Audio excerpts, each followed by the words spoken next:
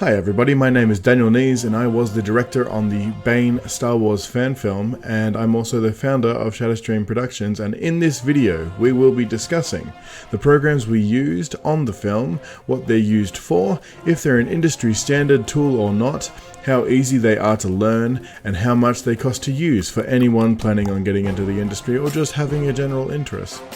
We'll also be discussing programs we're planning on using on future projects and some honorable mentions of programs we know are useful but we have no plans of using them at present. So first we're going to be discussing programs that we actually used, and the first of them is HitFilm, which is available from FX Home. A link will be in the description. It was used for editing, lens flares, and simple particle simulations. It's not an industry standard and it's rarely used outside of personal projects or newcomers to the field, but it is very easy to learn and it has a great community and lots of tutorials. It has a free version that allows for the majority of the functions, with the option to buy paid features as needed, or a paid version with all the features for $349 US at the time of recording. Lifetime purchase with no subscription, which is very good for most programs these days, and it's very cheap for the quality of the program and the features that it has. The next program we'll be discussing is Nuke, and this one is available from the Foundry's website. Again, the link will be in the description. We use this one for rotoscoping or masking depending on your background, color grading and general compositing. This one is definitely an industry standard and used by the vast majority of studios around the world, from anything from ads to Hollywood blockbusters.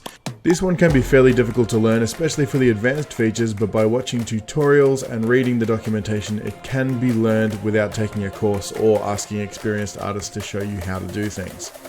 This one is very expensive, anywhere from roughly $5,000 to buy outright or $1,700 to rent for 3 months, right up to $10,000 to buy or $4,000 to rent for 3 months, depending on the features required. But there is a non-commercial version that provides almost all of the features, so long as you aren't going to try and make money from your project. So you can use it as much as you like for free, just to learn and to work on your personal projects.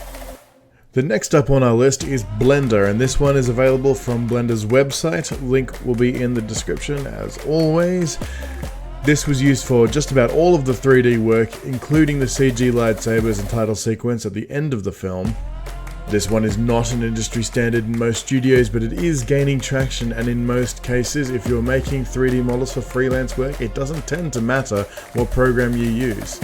It's not too difficult to learn, it just requires a lot of time to get really good at it. It has a great community and endless tutorials. And it is completely free, but there are many extremely useful plugins that you can buy for varying amounts from third-party developers.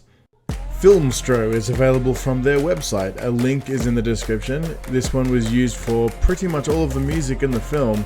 It is absolutely not an industry standard by any stretch, but it is excellent for indie filmmakers or YouTube that need some really good quality royalty-free music that is customized to their videos.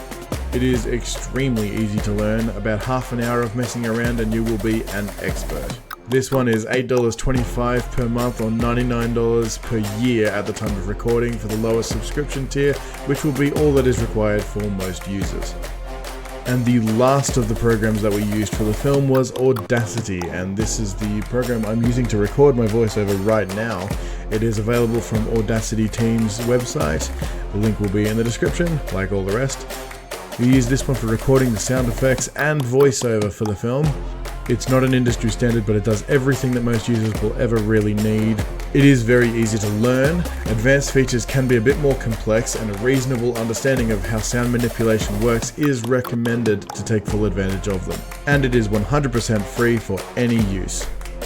And now for some programs that we plan to use on future projects, the first of which being DaVinci Resolve. This one is available from Blackmagic Design. Again, the link will be in the description. This one is generally used for color grading, but we plan to use it for editing as well. This one is absolutely an industry standard, and it is used in many high-profile studios, particularly for color grading. This one is free for all uses, but there is also a paid version with some more advanced features that probably won't be useful for most users. Next up we have World Creator. This one is available from their website. Again, link will be in the description.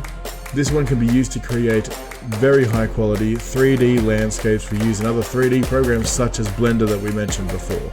This one isn't an industry standard, but it is a very useful tool nonetheless, especially if you are planning to create full CG landscapes with a very small team. It costs anywhere between $150 and $290 US for a single user license depending on the version required. And now for some honorable mentions. These are programs that we know are useful and many are industry standards, and we would advise having a look at some of these if you're planning on getting into the industry. ZBrush or ZBrush depending on where you're from, Maya or Maya depending on your pronunciation, Adobe's Photoshop and Premiere Pro, Substance Painter and Designer, and Fusion 16. These are all useful programs and we would advise having a look. Okay, that's it for this video. Thank you so much for watching. Please subscribe for future videos. We look forward to making more videos in the future. We hope this was useful and informative. And please look out for any future films that we make. We're really excited for the future, and we hope you'll be there with us.